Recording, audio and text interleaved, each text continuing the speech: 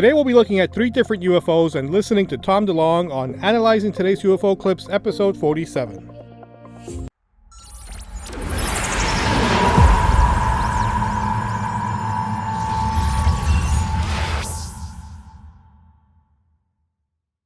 Hey UFO lovers! I wanted to get right into this one because I'm sure most of you guys have seen these recent UFO pictures that have made their way across the internet, but have you heard from the guy that supposedly took these pictures? Here he is in an interview he gave to RDTV, and just so you guys know, the clip we're about to watch, I went ahead and blocked off their logo just so YouTube doesn't automatically copyright strike my video. But all rights to this clip you're about to see do belong to Radio Dual Television. Here, with some help, we've translated this video for you. Let's watch. Y volteó a ver las nubes y mi sorpresa que estaba justo arriba de esa casa, estaba sobre los cables, se veía el objeto. Yo saco mi celular para grabarlo porque siempre había sido un sueño, más que nada así, tan cerca. Y ver algo así tan cerca. A ver, entonces ese día tú estabas aquí trabajando con otras personas, de repente observaste, te diste cuenta al ver las nubes, sí, que hacia allá, esa parte que estaba muy nublada, había algo que llamaba la atención, ¿verdad? Justo arriba de los cables que se ven ahí, Sí. pero exactamente arriba de la casa. Platícanos, ¿cuándo pasó esto? ¿En qué fecha? ¿En qué horario? ¿Y qué estabas haciendo? ¿Y cómo te diste cuenta? Fue el martes 16, pero ya las empezamos a subir el miércoles 17. Estábamos trabajando aquí. ¿Aquí afuera? Aquí afuera, aquí tengo el taller abajo, aquí en el porche. Estamos aquí trabajando cuando venían unas nubes muy negras. Estaba nublado así como está ahorita, un poco más. Así como ahorita que está así. Hacia este lado. Ahorita está nublado, pero ese día estaba más nublado. Más nublado. Solamente estaba nublado hacia aquel lado. Quise tomar un video, pero quedó en modo de captura.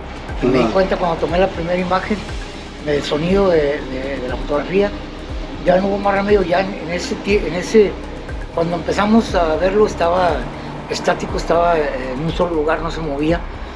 Y fue la primera fotografía y así iba moviendo hacia arriba. Tomé la segunda y la tercera.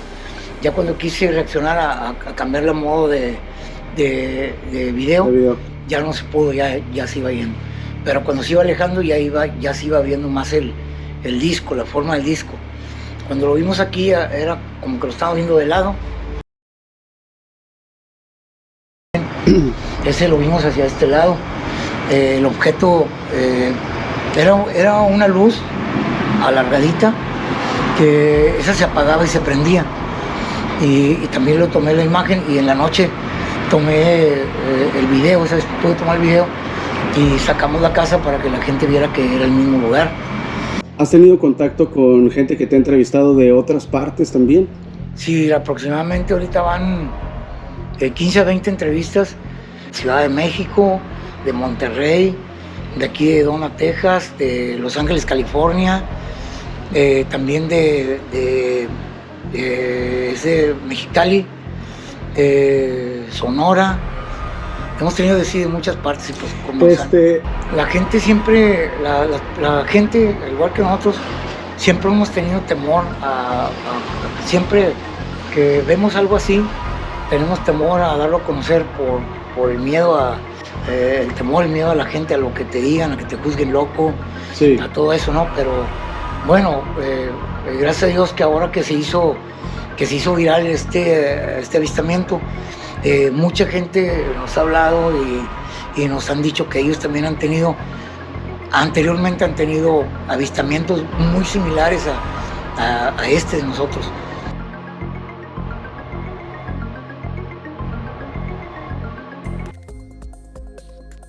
Okay, so I do love that this video exists, not only because we get to hear from the guy that supposedly saw this thing, but we also get a chance to see that second video that he took of that strange blue object in the night sky. But you know what? There are a couple of things that bother me about this entire sighting.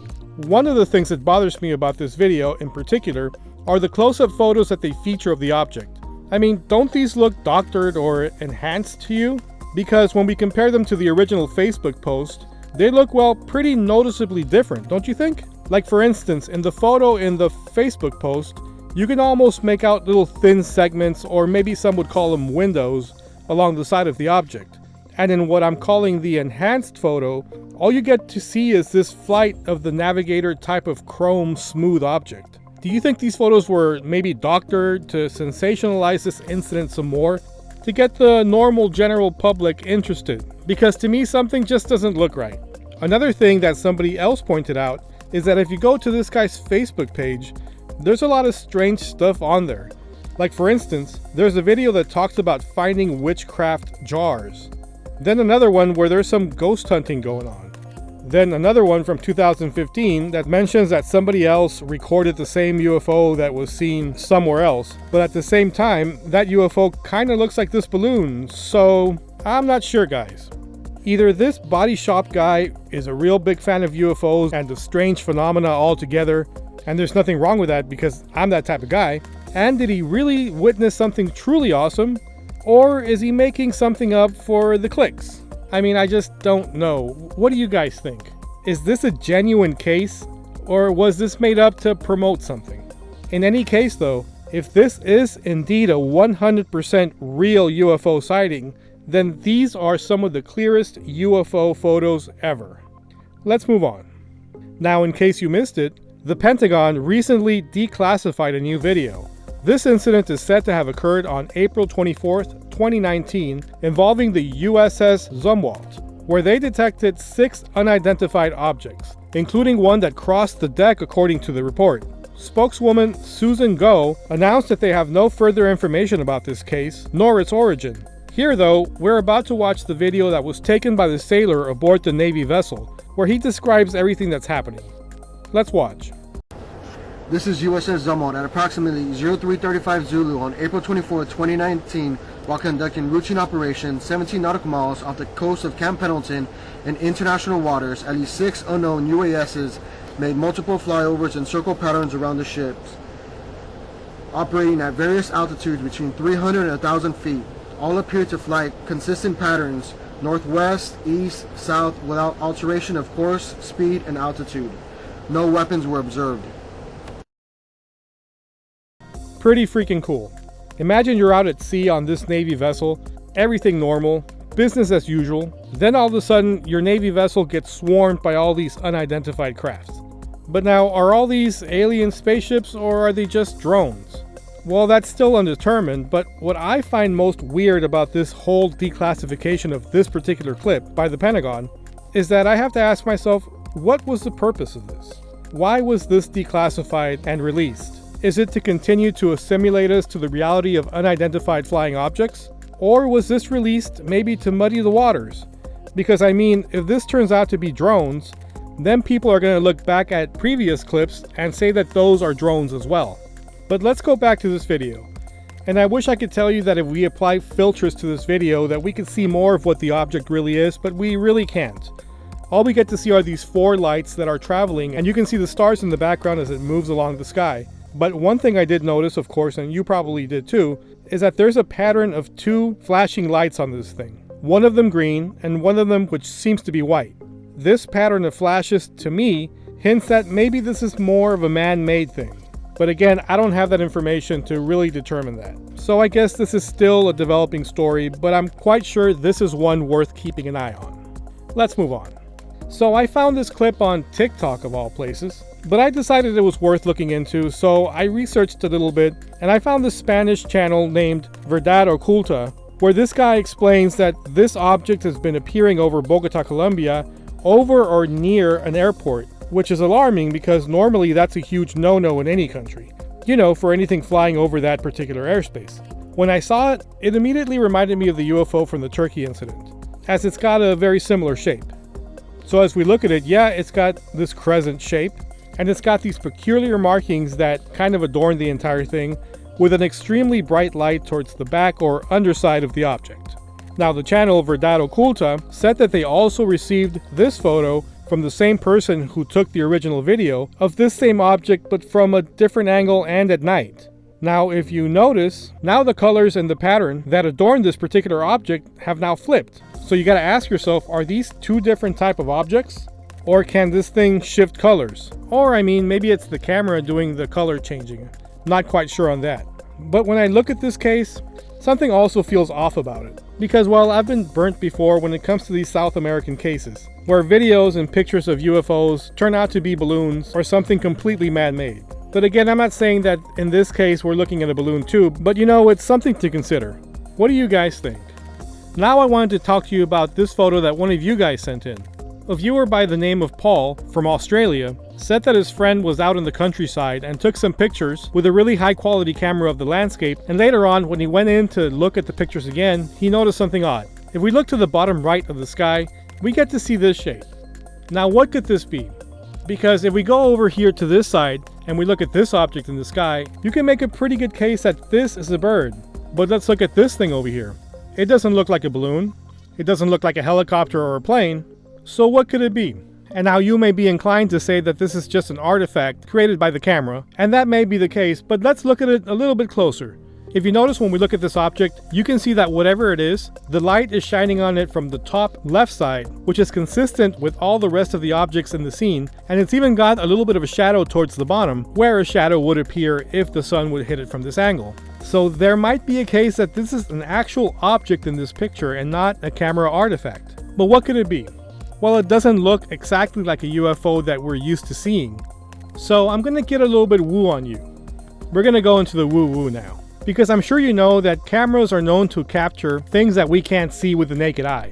The most prevalent cases of this involve people saying that they've captured ghosts in photographs, which would lead you to believe that maybe a camera can capture things right outside of our field of vision. So here's where it gets even more woo. And take this with a grain of salt, and of course, we're having fun here. But what could we be seeing in this picture is the camera capturing just half of an alien craft? Because if we copy and mirror this object, then it begins to take more of a familiar shape to all of us. But without that mirroring, all we get to see is this shape. But again, I feel like the light is hitting something because of the highlights and the shadows. What do you guys think? And special thanks to Paul for sending this in. If you have a photo or video that you would like us to feature in one of these episodes, send it along to welovetheufos@gmail.com. But for now, let's move on, and thanks again, Paul. Lastly, I wanted to share with you a few clips that, as a UFO head, I really liked. These upcoming clips are from the podcast Steve-O's Wild Ride, where Tom Delonge talks about what he thinks UFOs are, and I gotta say that I really like what he had to say. Let's take a look. Dude, I love it. Can you help us understand what's the significance of UFOs? They're not coming from, well, I should say it this way. The significance of UFOs is multiple parts, but number one, it's not what you think it is. It's not coming from other planets. The evidence doesn't suggest that. Interdimensional. Yes. And the reason is because time is parallel. It's not linear, or it's not like we start here and go forward in time. Time is side by side, which means everything in the past and the future is existing in this moment, but within different frequencies. So a civilization that's at the end of their technological cycle could build a submarine that changes its voltage and materializes in that same location, just into our timeline. And then fucking, it's crazy. That was well articulated. I like that. I think that this is an alternative perspective on what might be going on if these creatures sort of coexist with us. It would make sense that they would start appearing more after we started messing around with nuclear bombs, if by splitting the atom we could affect their reality as well. But back to the video. In this next clip, he gives his opinion on the government's efforts to assimilate the population to the existence of quote-unquote aliens or UFOs. You know? I'm sure you've heard the story. I went down the rabbit hole with, they brought people to Alpha Centauri to live, like 13 people. And the Serpo. Is that true? I mean, what is that different than like what's going on now? Like, are stories like that true? I don't buy those. I at all, but I do know some fucking crazy shit where like it makes you kind of wonder about the other stuff. So, for example, there's a document that leaked that described something coming from another planet, and then it hit like a meteor, and then it all came down, and then we retrieved these bodies in the craft and whatever. So I knew this document, and then I was in a meeting, I can't say with who and what it was all about, but I found out during that meeting that was misinformation. the part about the meteor and coming from another planet. And then they leaked the document. And the whole point was for us to keep thinking these are coming from planets and shit. Because it's a lot less scary, to think, well, they're super far away, so it's hard for them to get here, Right. But the reality is like the misinformation placed in documents that are already leaked on purpose is to slowly inoculate us and to be okay with things over time. It's a lot easier to go, well, they're not coming from other planets, they're coming from here, but you already knew about them, so it's not as scary. It's not too much thrown on you at once. Now, here's Tom's take on what some aliens might just be, and I have to say that I sort of agree with him. And what I find is really strange about that is that when having a host consciousness in your body, and then looking at some of the visitations and what some of the evidence looks like, it looks like there's beings that don't have, it's like maybe they don't have souls, maybe they're AI, maybe they're a different life form like an insect that grew. It's like, well, I'm not scared of a goldfish, so I leave Earth, I come back 10 billion years later, that goldfish is a T-Rex, and you're like, Yeah. whoa. And then you leave Earth, then you'll go, that T-Rex is now like a lot shorter, and it's like a fucking lizard dude that's telepathic and building spaceships. And you're like, it took like 20 billion years, but it happened because no one fucking fucked with this planet, Right. So you can see how life just grows in a certain direction. So then you kind of wonder, well, if something grew for millions, billions of years that never had a consciousness to begin with, like a fly or something, and then now it can kind of pop over laterally into our fucking timeline, it's going to come on you like flies on dog shit. Oh, what is this? Huh? What is this? And they're just like looking at you. Right. How scary would that be if in your bed and you got these big bug-eyed insects that are like, what are you? What is going on? And they start cutting you open, and they're like, and then all of a sudden you get scared, and they're like, that's an interesting energy. They're all, feel that. We can feel something. I can see that being the case where emotion and feeling and love is like so gnarly. It's like they want to understand it. They want to have it. But what if they figure out, like, hypothetically, what if they figure out that that we're immortal, that our soul is part of something greater and bigger, Right? And we might die and have a painful life, but we learned a lot of lessons, and we might reincarnate, to learn more, whatever. And they're sitting here going, if we die, we have nothing. They're all, we want that.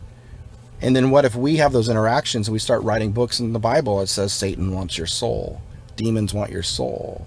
It starts to all make a little bit more sense, right? It's a crazy bigger picture. It's just me riffing. I'm not saying anything. Just me riffing. So is that I like what he had to say there, because we tend to think that aliens would have the same kind of desires and mental perspective that we would, our same sort of feelings, goals, and wants. But what if an alien is actually something completely different and totally not like a human? What if they have the same type of existence that an insect would have, or maybe a reptile, or maybe something else? Completely devoid of any apparent feelings or maybe a soul. And what if they exist like that, but are also extremely advanced and extremely curious? And then even more frightening, what if they wanted to be like us? Then all those cases and theories that these gray aliens are trying to create a hybrid species would start making more sense. And to that, I find it as fascinating as I find it terrifying. But please tell me what you think in the comments down below. Anyway, I encourage you to watch the entire episode, but I do have to warn you that if you watch the episode, it is the kind of content that would probably be best consumed accompanied by your favorite mind-altering substance. Anyway, that'll do it for today's episode. As always, this is Jesse. Please like, subscribe, and share this content with like-minded individuals. And remember, keep your eyes to the sky, your cameras ready, and an open mind, because we love the UFOs. Till next time.